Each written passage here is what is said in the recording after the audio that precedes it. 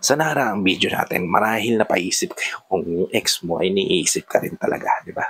Napatanong ka siguro kung yung minahal mo dati, hanggang ngayon tumatakbo ka ba sa isipan niya, di ba? Well, in this video, pag-uusapan naman natin kung ano-ano ba yung mga senyales na hindi ka na niya naiisip dahil nga meron na siyang nahanap na iba. Kung interesado ka malaman kung ano-ano itong mga to, tara kapatid, pag-usapan natin yan. Just keep on watching.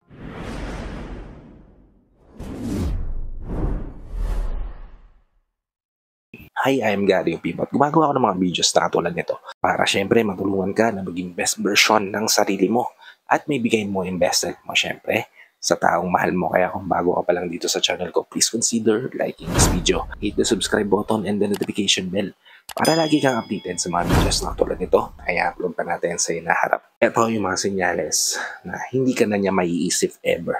Una, kapag ginawa niyang nakipaghiwalay siya sa'yo o ginawa niyang lumayo sa'yo dahil meron na siyang nahanap na mas better. Kung may nahanap na siyang mas better, ibig sabihin, hindi ka talaga niya minahal. Ibig sabihin, hindi ka talaga importante sa kanya at the first place. Ibig sabihin, replaceable ka para sa kanya. So bakit ka pa niya pag-iisipan? O bakit ka pa niya hahanapin sa memorya niya? Diba? Kung para sa kanya, wala ka lang. Diba? Para sa kanya, may mas better pa sa'yo. Stepping stone ka lang sa mas greater heights na gusto niyang maabot. Diba? Kung nagganyan yung pakiramdam mo sa kanya, na after niyong naghiwalay, meron na agad siyang iba. Ibig sabihin lang nun, kapatid, hindi ka niya minahal. Hindi ka tumatak sa isip niya na sobrang dali lang niyang nakalimutan ka. Okay? Ikalawa, hindi ka na niya maiisip dahil meron na siyang nahanap na iba kasi nagtitiis na lang siya sa'yo dati. Kaya nagstay siya sa tabi mo, nanatili siya ng ilang taon sa tabi mo. Dahil pinagtsatsagaan ka niya, nagtitiis lang siya. Pinagtitimpian niya yung mga bagay na sinasabi mo sa kanya. Oo, minahal ka niya for the past few years. Pero itong mga huli na napuno na siya at hindi niya na kayang matiis. Kaya bumitaw na siya. Iniis niya na mahabang panahon yung ugali o attitude mo. Kaya sigurado ako na hindi ka niya na maiisip ngayon. Kasi isa ka sa pinakamapait na parte ng buhay niya. Ikatlo, hindi ka na niya maiisip dahil nakahanap na siya ng iba. Kasi natakot lang siya dati sa mga pwede mong gawin. Pwede mong gawin sa sarili mo. Pwede mong gawin sa kanya. Pwede mong gawin sa supling niyo kung meron kayo.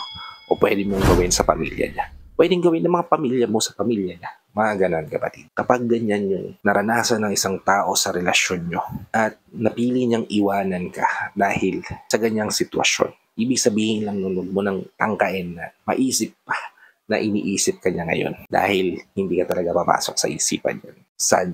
Pero yun talaga yung realidad dahil naging mapait na parte ka ng buhay niya.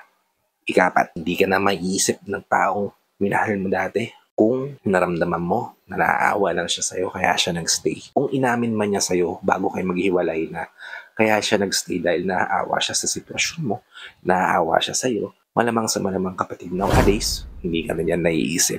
Kasi yung awa na naramdaman niya, wala na. Kaya yung pagmamahal niya naramdaman niya sa'yo, hindi talaga totoo. Awa lang talaga, di ba? Kaya siya nagstay for a period of time sa relasyon niyo.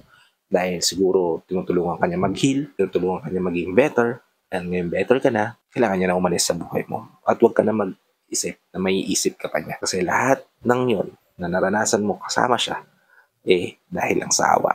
At ang ikalima, malamang sa malamang hindi ka na niya maiisip kung umalis siya sa relasyon nyo, sa buhay nyo, ang hindi nagpapaalam. Most of the time, kapatid, ito yung nagiging senaryo. Kesa sa mas mahabang explanation, mahabang away, mahabang misunderstanding, layo na lang, alis na lang, block na lang, wag na lang kausapin, iwanan na lang sa ere, di ba? Kapag ganyan yung sitwasyon na naranasan mo sa ex mo, huwag mo nang maiisip na naiisip ka pa niyan.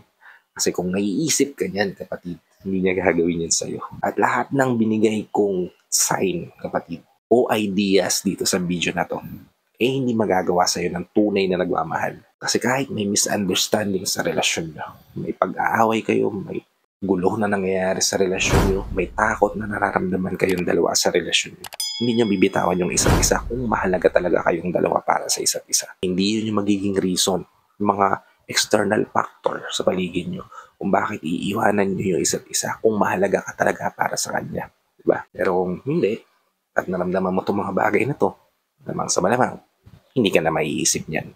And I hope na bigyan ko kayo ng insight, ideas, o tips dito sa video na ginawa ko ngayon. If nabigyan ko kayo ng insight ideas o tips, please help me share this to your loved ones na posible rin natin matulungan ng video na to. Para nakatulong na kayo sa kanila, nakatulong na rin ako sa kanila. Sa lahat ng OFW viewers natin at sa mga viewers natin dito sa Pilipinas na walang sawang nanonood, sumusuporta, palagi nakatune in sa bawat video na ina-upload ko. Maraming salamat po sa pagiyan yung panonood at pagsuporta.